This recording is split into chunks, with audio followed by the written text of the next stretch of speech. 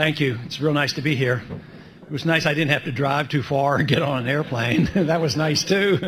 So welcome to Houston. For those who have come from outside of Houston, and it's good to be here. I would like to introduce my wife. My wife Carol is with me today.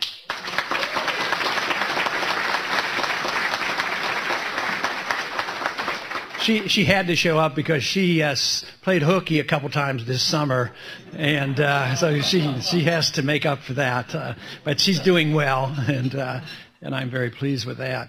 But I am very pleased to come and speak. And Lou, he may have given me a topic, but he didn't announce it, so that means I can say anything I want, right? Well, I do have some good news though, and the good news is this: that it is very clear that when governments and government officials act, outside the law, it's an encouragement for individuals to act outside the law. And if you're looking for a revolution, believe me, there's going to be a lot of activity going on. But just think about it.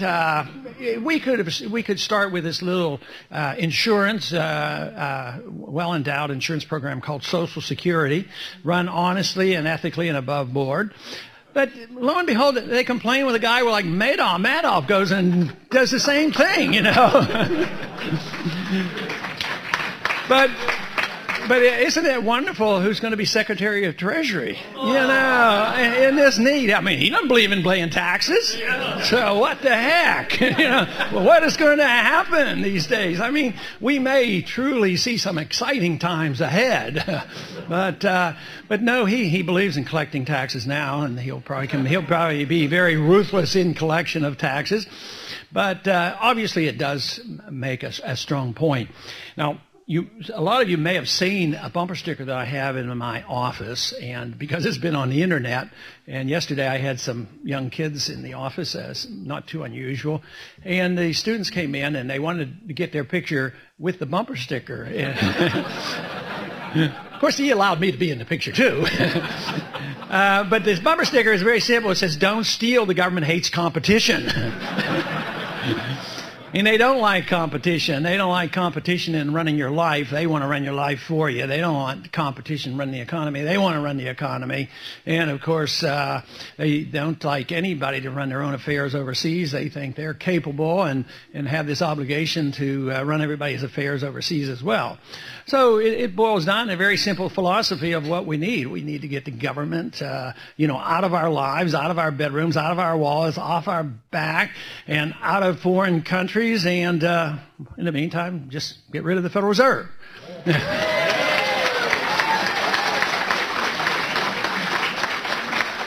Over the many years of speaking out against the Federal Reserve and sound money, it had to be a unique crowd. Those conspiracy nuts and these people to bring up the subject.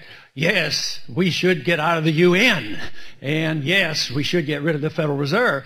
And in that special crowd, you would get these cheers. But something has happened. Something dramatic has happened. And it's happening on the campuses of this country. And some people give me credit. I don't take the credit. I give credit to the academicians, the many people who you've heard speak here, and groups like the Mises Institute who have changed attitudes. And it isn't just a few anymore. It isn't just a unique crowd that believes in the conspiracy. I mean, it's so dangerous now that it has infiltrated college campuses. I mean, I couldn't have possibly influenced these college kids. I mean, one person can't do that. So some of these ideas have infiltrated, and it's getting to be very serious. Because you all know the story about what happened at the University of Michigan. I mean, that was startling. It scared me. Because here I am. It was after the debates over in Detroit. We went over to Ann Arbor, and I got there a little late, and there was a little bit of agitation and frustration, but it was dark. And but there was a large crowd there. I couldn't see the crowd very well. It was that dark. But they said there were a lot of young people there. So I went on and gave my talk and alluded to the monetary system and the Federal Reserve. And all of a sudden, a bunch of them started burning Federal Reserve notes.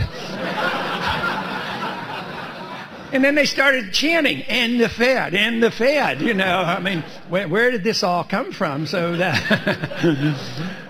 I'm on the receiving of that information and that message.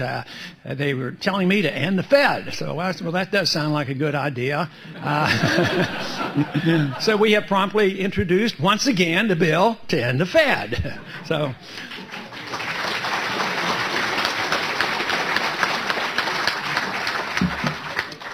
But when we had our little rally up in Minneapolis, along with, I think it was another political party down the street had another rally and a convention. We had ours, and lo and behold, we had speakers there that had the audacity to mention Austrian economics. Believe it or not, they started cheering Austrian economics. I mean, what is going on? There's great progress going on.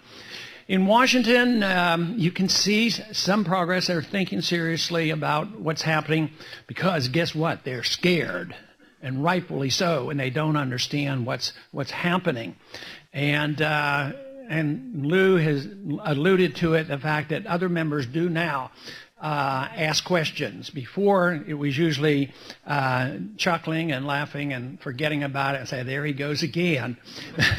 but now they will come up, and they're very serious about asking it, because frequently the people on the financial stations of all places, I mean, they'll come up and they'll say, well, you know, he predicted this and predicted that. It wasn't that I predicted it. I just read what a lot of you people write about and learn how Austrian economics works. So it isn't a great thing to predict.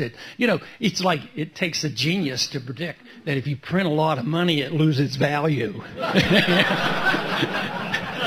You know, now that's really brilliant. So, and then this whole idea that a bubble is forming. A lot of you in this room probably remember the name and know the name Jim Grant. And Jim Grant is a good Austrian economist and a good writer. And I invited him down to talk to some members of Congress right after I went back into Congress in 1997. And he came and we had a small group. In 1997, he took his whole time talking about the horrendous debt being built up by Fannie Mae and Freddie Mac. I mean, we all knew about it and talked about it, but it was really on his mind. But once again, that doesn't tell you that we know a whole lot about timing, because things were bad in 1997, 1998. There was a bubble, malinvestment, too much debt, had to have a correction. But how many times has it been papered over? I mean, they've been able to achieve it. I look at the financial system dating back to the date that Lou mentioned, August 15th, 1971. And then we might have been forced into a real serious